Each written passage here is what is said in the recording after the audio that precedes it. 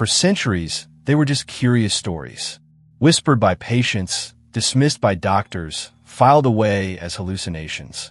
People pulled back from the edge of death would describe strange, luminous things, and medicine would nod politely and change the subject. Until one man decided to do what nobody had done: stop dismissing the stories and start collecting them, systematically, scientifically. What he found didn't just fill a book, it created an entire field of research and quietly changed how millions of people think about the one thing that terrifies us most. His name is Raymond Moody, and this is part 2 of our consciousness trilogy. If you're new here, welcome to Gratitudi. Take a second to subscribe, because every week we explore the big questions with honesty and always land on one practical tool for a better life. Let's meet the doctor who looked where no one wanted to look. Raymond Moody was an unusual combination. First a professor of philosophy, fascinated by ancient questions about the soul, then a medical doctor, trained to trust only what could be observed. And in the hospitals of the 1960s and 70s, something kept crossing his path. Patients who had been resuscitated, hearts stopped, brought back, kept telling him versions of the same story. Different ages, different religions, different lives. Same story. So he did this simple, radical thing. He listened.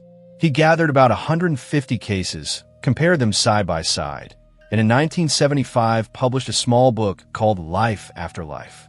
It sold millions of copies around the world, and it gave humanity a new term, one Moody himself coined: the near-death experience. The NDE. What was the story his patients kept telling? Moody noticed the accounts followed a pattern, not identical, but built from the same recurring elements, like different witnesses describing the same landscape. It often began with peace, a calm deeper than anything they'd known, replacing pain in an instant. Then the sensation of leaving the body, floating above the operating room, watching the doctors work on someone they slowly recognized as themselves. Some later described details of the room they seemingly had no way of seeing. Then movement through something like a tunnel toward a light that wasn't just bright, but somehow alive. Many reported being met by relatives who had died, or by a presence radiating what they could only call absolute love. Then, one of the strangest and most consistent elements, the life review. Their entire existence replayed, but not as a highlight reel. They didn't just see their actions, they felt them from the other side. The kindness they gave, received back. The pain they caused, experienced as the other person.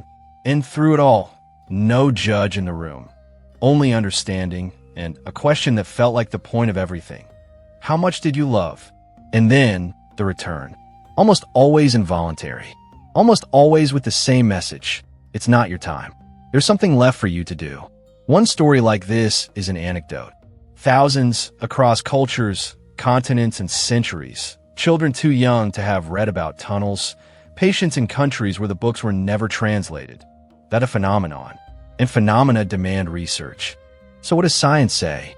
Here, this channel owes you the honest line, as always. The experiences are real, meaning people genuinely have them. That's documented beyond doubt. What they mean is an open battle. Skeptical researchers propose the dying brain, oxygen deprivation triggering tunnel vision, endorphins flooding the system with peace, memory circuits firing in a final cascade. Other researchers push back. Patients report lucid, structured experiences from moments when their brain showed little or no measurable activity, and the dying brain theory struggles to explain the accurate out-of-body details. Today, universities run entire divisions studying this. Resuscitation scientists publish on it in medical journals. And the truthful summary is, there is no consensus. The question, does consciousness depend entirely on the brain, remains genuinely open, which might be the most exciting sentence in modern science. But here's what nobody disputes, and it's the part that matters for your life.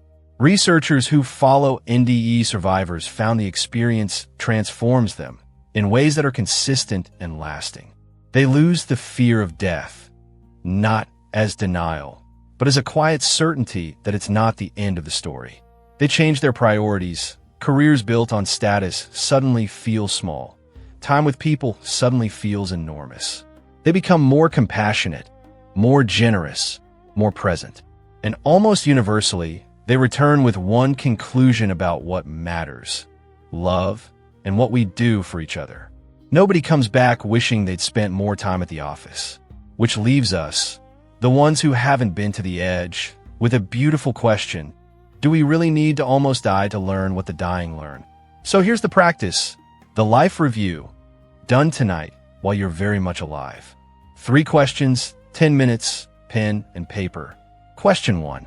If my life replayed tonight, which moments would shine? Notice what comes up. It's almost never the promotion. It's the small mercies, the hand you held, the door you opened, the time you stayed. Question 2. In whose life am I the good memory? Somewhere, you appear in someone's life review as a moment of love. Name those people. Feel what that means. Question 3. What would I change starting tomorrow? Not someday, tomorrow. One call you'd make. One grudge you drop. One person who'd hear what you never said. The survivors got their review as a surprise. You get yours as a rehearsal. And gratitude? It's the thread through all of it. The life review suggests the universe counts what we barely notice. The small kindnesses given and received. Your daily gratitude practice is simply learning to count them now. Living in review with your eyes open. Before you go, take this mantra with you. I am writing my life review one moment at a time.